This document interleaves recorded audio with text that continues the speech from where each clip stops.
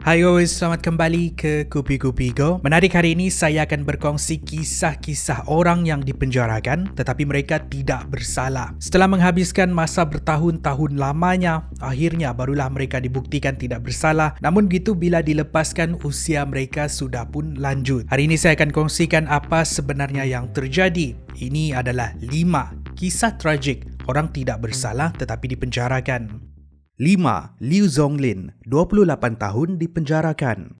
Kisah kelima kita melibatkan seorang lelaki yang bernama Liu Zonglin dari kampung Liaoyuan di daerah Jilin di China. Pada tahun 1990 berlaku satu insiden penemuan mayat seorang wanita. Wanita ini disyaki menjadi mangsa bunuh di kampung tersebut. Siasatan pada waktu itu mendapati Liu yang berumur 21 tahun bersalah dan dipenjarakan. 4 tahun Liu bertarung di mahkamah membuktikan dia tidak mempunyai kaitan dengan pembunuhan tersebut, tetapi mahkamah memutuskan yang dia bersalah dan menjatuhkan bukan sahaja penjara tetapi hukuman mati di satu tarikh yang belum ditetapkan. Disebabkan Liu menunjukkan sikap yang baik sepanjang dipenjarakan, hukuman mati dibatalkan dan digantikan dengan hukuman penjara seumur hidup. Bak kata pepatah, berani kerana benar. Untuk 25 tahun ke hadapan, Liu tidak henti-henti memperjuangkan nasib dia sehinggalah pada tahun 2019 bila mahkamah mendapati yang dia memang tidak mempunyai kaitan dengan pembunuhan tersebut dan dilepaskan. Namun begitu, nasi sudah menjadi bubur. Bila dia dilepaskan, dia sudah berumur 50 tahun. Setahun selepas dia dilepaskan, Liu menyaman kerajaan China terhadap hukuman yang tidak adil. Apa tidaknya 29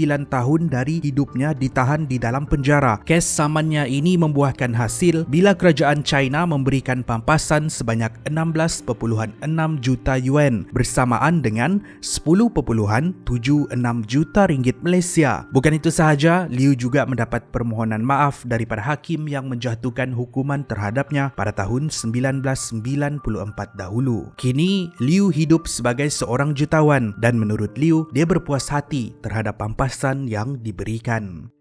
4. Ricky Johnson, 39 tahun dipenjarakan.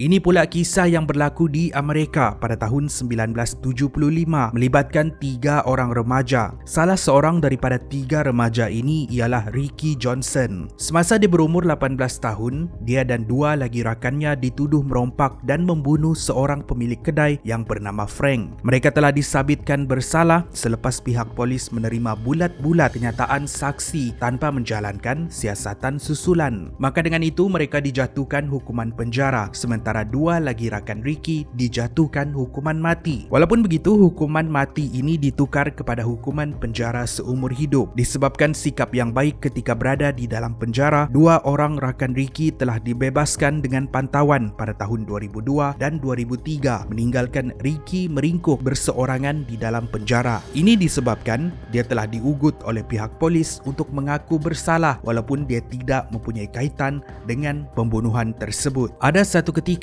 dia pasrah dengan kehidupannya di penjara dan putus asa untuk membuktikan yang dia tidak bersalah. Sehinggalah satu projek dikenali sebagai Ohio Innocence Project, iaitu satu kumpulan yang membantu banduan tidak bersalah membela diri. Mereka kemudian membantu Ricky. Kes dibicarakan semula dan mahkamah mendapati ketiga-tiga mereka tidak bersalah, dan pada tahun 2014 setelah dipenjarakan selama 39 tahun barulah mereka dibebaskan. Pada waktu itu Ricky berumur 59 tahun.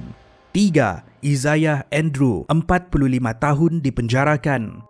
Bayangkan, isteri dibunuh dan si suami yang sedang berkabung pula dikaitkan dengan pembunuhan dan dipenjarakan. Itulah yang terjadi dengan seorang lelaki di Amerika yang dikenali sebagai Isaiah Andrew. Dia dipenjarakan selama 45 tahun selepas disabitkan bersalah membunuh istrinya sendiri pada tahun 1974. Mayat istrinya yang bernama Regina Andrew ditemui di sebuah taman berdekatan rumahnya. Apa yang lebih ganjil, siasatan pihak polis tidak menemui sebarang bukti yang boleh mengaitkan Isaiah dengan pembunuhan istrinya, tetapi dia telah didapati bersalah di mahkamah dan dipenjarakan. Walaupun begitu, selama 4 dekad lamanya dia mencari jalan untuk membuktikan dirinya tidak bersalah. Hanya pada tahun 2022, setelah meringkuk di dalam penjara selama 45 tahun, dia telah dibebaskan pada umur 83 tahun. Walaupun begitu, perjuangannya tidak berakhir di situ. Isaiah juga menghidapi kanser dan masih terpaksa bertarung untuk terus hidup sehinggalah dia meninggal dunia pada tahun yang sama. Walaupun begitu, menurut peguam Isaiah, dia meninggal dunia sebagai seorang yang tidak bersalah. Insiden ini juga membuatkan 2 orang peguam Isaiah menyaman pihak berkuasa di atas ketidakadilan yang berlaku.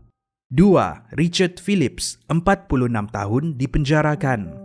Ini ialah kes orang yang tidak bersalah tetapi dipenjarakan paling lama pernah direkodkan, melibatkan seorang lelaki yang bernama Anthony Mazza di Boston, Amerika. Pada tahun 1973, Anthony Mazza telah disabitkan bersalah di atas satu kes culik, rompak dan bunuh seorang pengurus bank. Pada tahun 1973, pihak polis mendapat aduan daripada penghuni di sebuah apartmen yang terletak di Boston. Mereka melaporkan bau yang sangat busuk datang dari rumah milik seorang lelaki yang dikenali sebagai Robert Anderson. Ketika pihak polis membuat serbuan, Anthony dan Robert berada di dalam rumah. Anthony kemudian segera melarikan diri, sementara Robert disoal siasat pihak polis dan seluruh rumah digeledah. Akhirnya, pihak polis menemui mayat pengurus bank yang dilaporkan telah diculik sebelum ini. Mereka kemudian menyoal siasat Robert dan Robert menyalahkan Anthony sebagai pembunuh, walhal Robert yang dilihat memandu kereta mangsa dan memberikan barangan mangsa seperti cincin dan jam kepada rakan-rakannya, bukannya Anthony. Walaupun dia cuba menuduh Anthony untuk dia terlepas, tetapi mereka berdua tetap dipenjarakan. Untuk bertahun-tahun lamanya, akibat dituduh oleh rakannya sendiri, dia meringkuk di dalam penjara. Tanpa mendapat bantuan sesiapa pun, Anthony Mazza berusaha untuk membuktikan yang dia tidak bersalah, tetapi usahanya tidak berhasil. Apa tidaknya, menurut satu laporan, Anthony Mazza bukanlah seorang yang normal. Dia mempunyai masalah untuk memahami sesuatu benda. Tidak sehingga pada tahun 2006 barulah seorang peguam dilantik untuk mewakili Anthony Mazza di mahkamah. Dengan bantuan peguam ini, mereka berjaya membuktikan Anthony tidak bersalah. Dia tidak mempunyai kaitan dengan kes culik dan bunuh pada tahun 1973 tersebut. Dan pada tahun 2021, setelah 48 tahun berada di dalam penjara, semasa berumur 73 tahun, barulah dia dilepaskan.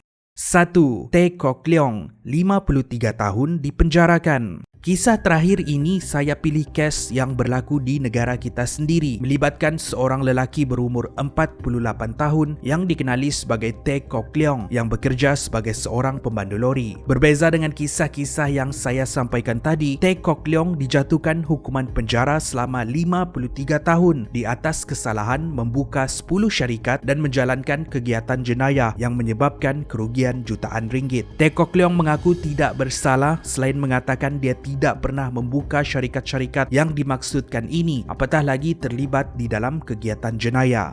Disebabkan tidak mampu untuk mengupah peguam, Tae Kok Leong tidak diwakili oleh mana-mana peguam untuk membela dirinya. Dengan itu, mahkamah telah mendapati dia bersalah dan dijatuhkan hukuman penjara selama 53 tahun di penjara Pangkalan Cepa. Mendengar kisah Tae Kok Leong ini, seorang peguam yang juga wakil rakyat Selayang pada waktu itu dikenali sebagai William Leong menawarkan untuk mewakili Tae tanpa sebarang caj bayaran. Hasil perbicaraan kemudian mendapati yang Tae Kok Leong sebenarnya telah menjadi mangsa penipuan identiti, di mana ada pihak tidak bertanggungjawab menggunakan identiti dia untuk membuka syarikat dan menjalankan kegiatan jenayah. Perbicaraan ini mendapati Tae tidak bersalah dan dia telah dilepaskan selepas hanya 2 tahun berada di dalam penjara di atas kesalahan yang dia tidak lakukan. Ini secara langsung mengelak dari menghabiskan masa 53 tahun seperti di hukuman asal. Itulah kisah yang berlaku di dalam negara kita sendiri. Secara langsung, ia adalah kisah terakhir kita. Orang tidak bersalah tetapi dipenjarakan. Terima kasih kerana menonton. Itu adalah perkongsian kita pada hari ini. Kalau anda rasa video ini menarik, pastikan anda like dan share. Akan lebih banyak lagi episod menarik pada masa hadapan. Saya jumpa pada episod yang seterusnya. Kupi-Kupi Go, menarik setiap hari.